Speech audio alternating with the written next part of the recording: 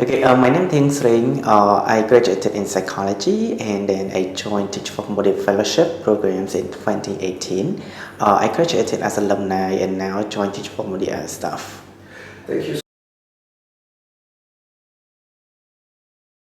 Actually, this question really reflects on how our education system even before the pandemic as well.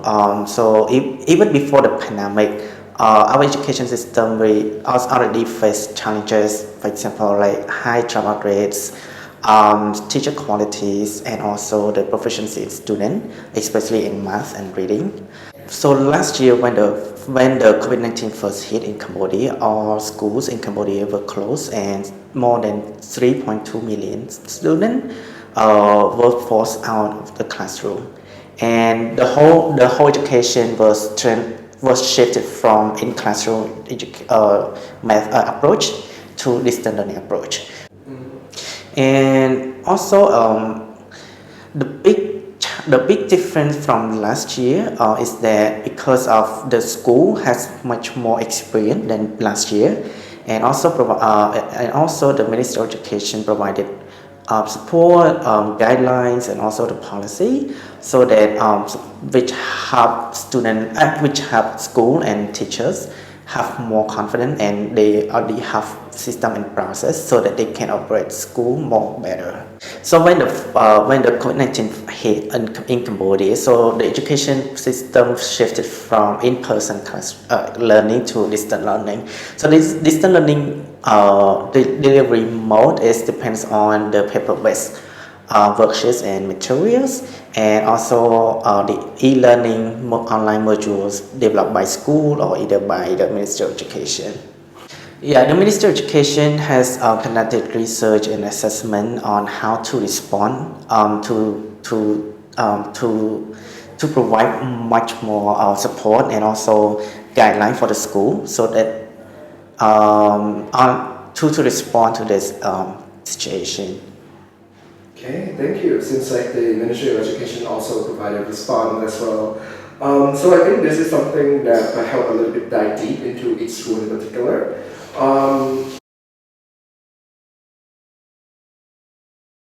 I think the school very shifted entirely to online. They started to use online platform to operate school, to managing teachers, and also to engage with students and also parents.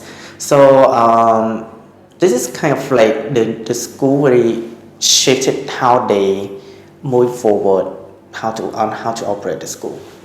Actually, when last year the school were freeze, really took a while. So that they can accept and adapt into this new form of learning.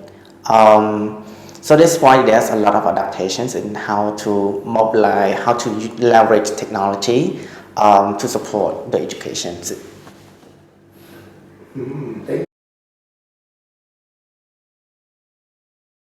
So yeah, because of the COVID-19, our program also shifted. So the way that we operate our programs very different from last year before the pandemic. So our effort into very key priorities.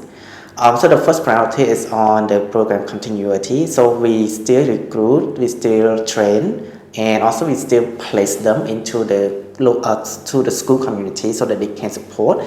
However, the way that we recruit and select them and train them is also shifted from in-person into online. So the second priority is also we invested into their leaderships. So we always believe in leadership. So investing into the leadership development is our priority. So we supporting them, coaching them one-on-one coachings, so that they can recenter, so they can explore new possibility and innovations to support their students, their schools, and the whole community. So the third priority is about we constantly learn and reflect on our effort, our actions, and decision we made, so that we can and how does what kind of like what are the action or decision that we need to start doing, and what kind of decision and action that we continue, and also we want to start doing it.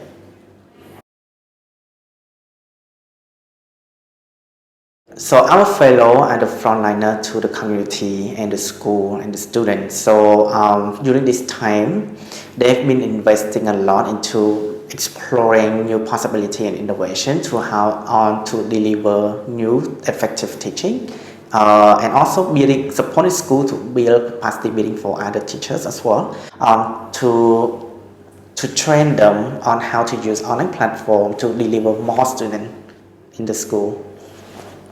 Thank you so much. It seems like the fellows get a handful on both teachers and students supporting the initiative on ground level.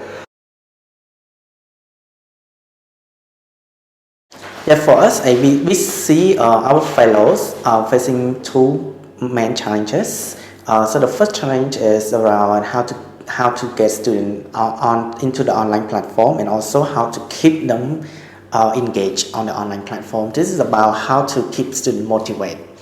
And the second question is about the personal fatigue, because they have more workload, they are more reactive to the situation, the uncertainty. They also have the emotional instability as well during this time. So sometimes they are really lost in their purpose, and also sometimes they have like question in their head. It's like, so what I'm doing right now, thing like that. It seems like they have a lot on their plates. It's actually a very big challenge to overcome. So I think that's also brought us to the next question as well. How did they address these challenges? So this is also on their personal leadership as well. So they started to pause a bit and take some time to really reflect on their leaderships and recenter and repurpose on what are they doing right now on the ground, so they can have much more grounded when they're working with their community and students at the school. We can see that they really take personal reflections on how to move forward, to repurpose, to reground it into the local community. I believe that it sounds like a very good way to be very centered and connected to how you're actually planning to move forward.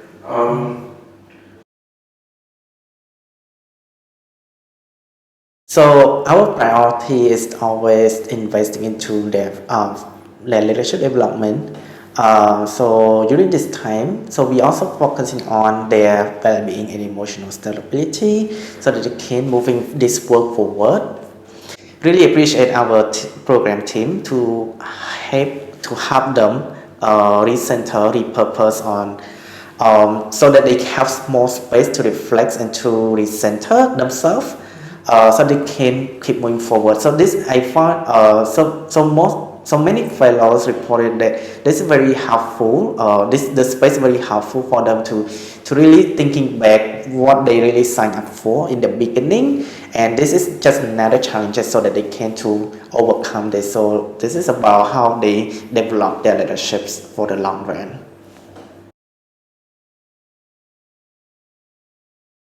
So what really motivates us as an organization to move forward to ensure better education for our community, for our children during this time and beyond, is about balancing between truth and hope.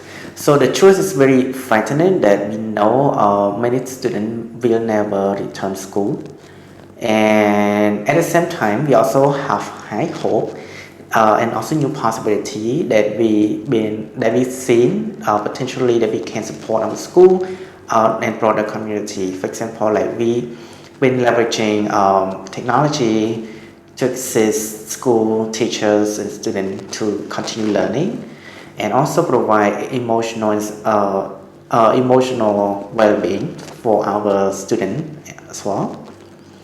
And we're exploring new collaboration, leveraging resources, leveraging others, so that we can provide more opportunity to our students and also for our fellows.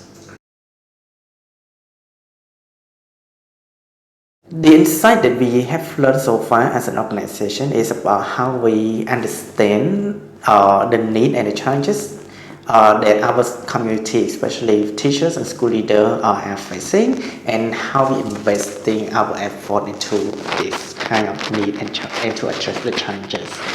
And also, we also invest into um, into constantly reflects on what kind of leadership we need now during this time, so that we can foster so that we can foster leadership at all levels. For example, from classroom, from community, from school, and also even into broader community as well. Thank you so much. That will be all for our questions for the whole interview. But I also think that it'd be good if you also can share with us a certain statement or sentence that you would like to share to the educators or the community in general. Um,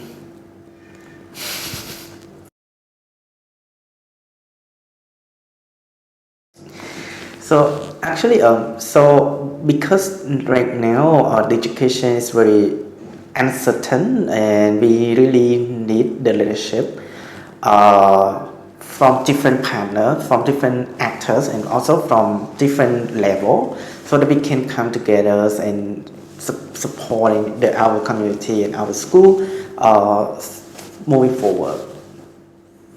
Thank you so much. Thank you so much, Mr. Sreng, for your time.